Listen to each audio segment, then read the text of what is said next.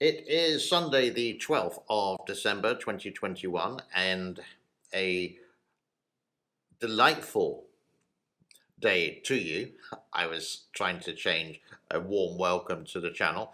My name is James, and today, a explosive, can you say, video, and also about the boycott of the Olympic Games. Do stay to the end because that's where the excitement begins. But a like, subscribe, and share would be absolutely epic. We do have the levels, we do have the weather, and we also do have the temperatures in central China as well. Are you ready? Let's do it.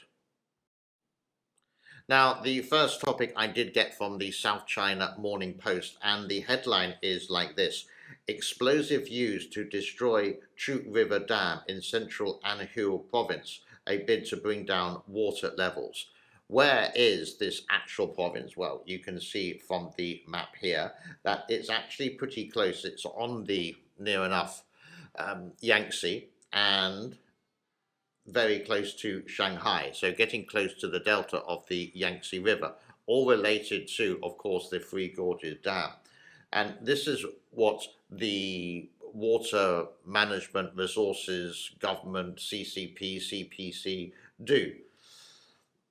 The dam on the Chu River in Anhui province, a tributary of the Yangtze River, was destroyed with explosives on Sunday morning, state broadcaster CCTV reported, after which water levels were expected to drop by 70 centimeters, 2 feet.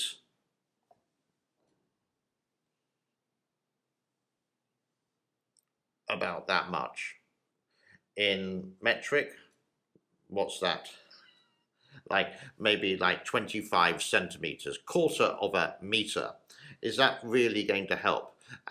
But these are the problems that they have with the Three Gorges. If the Three Gorges wasn't there, then none of these problems would have happened.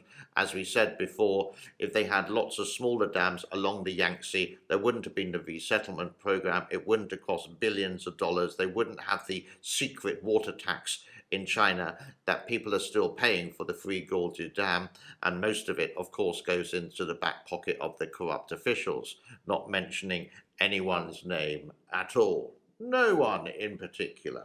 Absolutely no one. Interesting.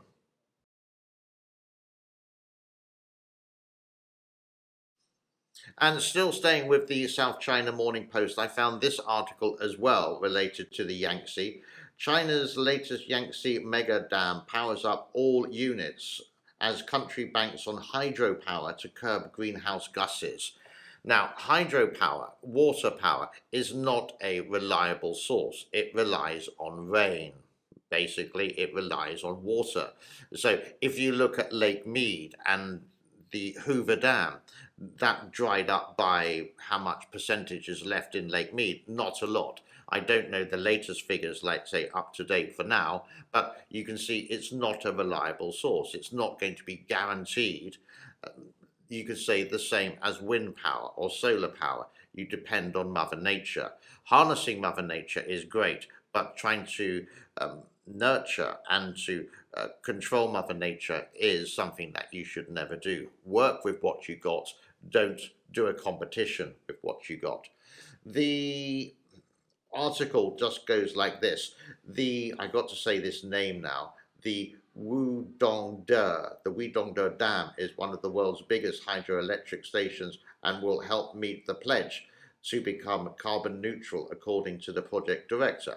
Granted, yeah, it is going to help, but it's at the cost of a lot of other things as well. It's going to cost the landslides, the erosion, the water species in the actual Yangtze River. We mentioned 2 times now about the sturgeon. It's exactly the same.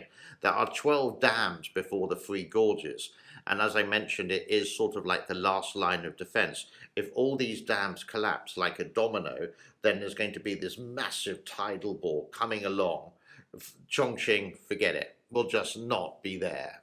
And then this tidal bore, possibly of, I don't know, 50 meters, 100 meters tall, will just smash into the Three Gorges. Kaput. That is it. It was badly thought of.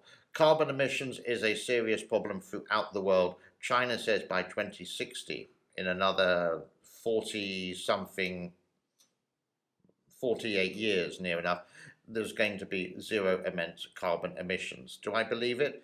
No. Will I be around to see it? No. Let's have a look at the weather for today and around the Three Gorges. There is a little bit of rain, not directly there, but pretty close by, just underpassing it. And for the rest of the time, it's hardly any rain at all. And I think I've got the levels, but the levels are on the Three Gorges Reservoir are going down, and at Kutan Lake, if I remember correctly, it hasn't changed. They're both at round about 171 meters.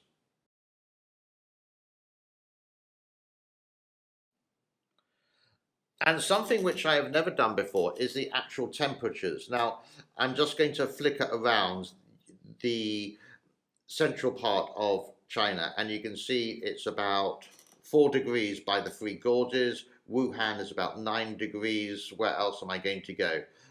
That place is something else. This is going far too fast for me.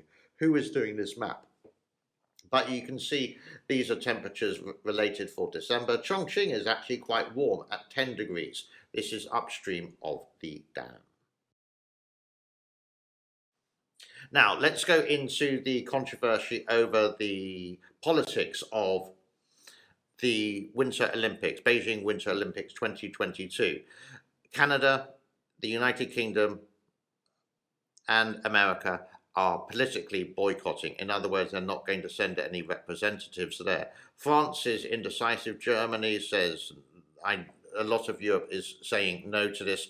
New Zealand are being a little bit of a chicken, sorry, by saying we're not sending any representatives because of COVID. Here are some articles for you. China has no plan to ask any US politicians to attend the Winter Olympics, according to the Communist Party-backed Global Times. A report comes after President Joe Biden said he's weighing diplomatic boycott of the event. So after he said it, not before. Now, a lot of people would talk about, oh, what about the Olympic Games in Moscow in 1980 when America boycotted it? Okay, and I think other countries did as well. But this is the thing. This is the thing. No one ever really talks about the 1984 Olympics in Los Angeles. It was a great Olympic Games, but guess what? Russia boycotted that. A communist country boycotted it. So for the people who are only doing one side of the argument, you have to think of the other side as well. A communist country did do it before against the United States of America. And if you do watch any of the CCP shills that I mentioned, like Cyrus Jensen or Daniel Dumbrell or Guilo Alcoholic 60, or they will do this, but they won't do the 1984 Olympic Games when Russia boycotted it as well. Do I think it's right? Yeah, I do. Now, politics should never come into sport, but the matter of fact is that politics do come into sport. Olympic Games is a great honour because it really does boost the economy. It's when parties, political and businessmen meet each other and they discuss and they do deals because they're meeting each other in a friendly environment related to the Olympic Games. You won't see much of that in the news. You may see, for example, I don't know, President Putin of Russia with Xi Jinping. Are they talking about the games, or they're more talking about politics and deals and corruption and whatever they're going to do together? Businessmen, Jack Ma and Richard Branson or Elon Musk, they would like to get together in the event of the Olympic Games so that they can have a better business deal.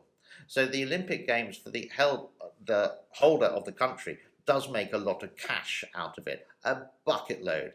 It's a boost to the economy. Why China has had 2 Olympic Games in the space of 2008, so 12, 13 years, is because the International Olympic Committee is under the control of China, basically. That's why they've had 2 in the space of a very short space of time. Unheard of indeed. So this is the sort of reason I could say that China is defending itself, but they're actually very worried and they're actually very scared that they're going to lose a chance to do politics and business deals in the event of the Olympic Games. I hope that sort of makes sense for you. But the essence of this is, if I go to the next picture, the government of the Chinese leader Xi Jinping denies the allegations, saying it's according to the communist-backed Global Times, and I'm repeating the same thing. Sorry, the government of the Chinese leader saying providing education and job training to raise living standards in the impoverished region. It is also responsive with sanctions of its own. You know which area we're talking about. We're talking about the Xinjiang in the northwest, of course, that area. And why would people make allegations? Quite simply, why would the whole world make allegations if there is no evidence? And the evidence does come from the people who've actually lived there and managed to escape one way or the other. China completely denies this. What really should happen, I know it won't, but what really should happen, the international free press should come to Xinjiang, and without any accomplishment, they're by themselves, without any, to go wherever they want, then go to the coordinates of these re-education camps and see for themselves. But they're not going to tell which re-educational camp they're saying to the Chinese government. Otherwise, they could just be moved in a moment's notice. So, politics, Olympics, do I agree with the boycott? Yes, I do. And it really should be, but it isn't, in matter of fact. Sports, international events are related to politics and are related to business, because everything we do near enough today is all about money.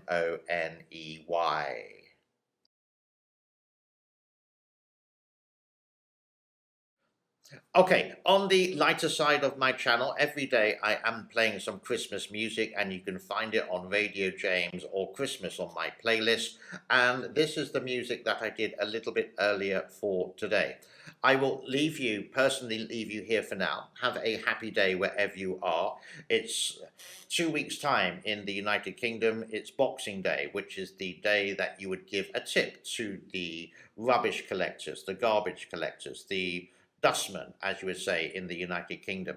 And it's the beginning of the sales, I could say, as well. The winter, the Christmas and New Year sales. Be good, be well, God bless. Don't forget that subscribe button. Don't forget to like. And if you feel in the Christmas spirit, why not become a member of this beautiful channel? Ta-ta for now. Bye-bye.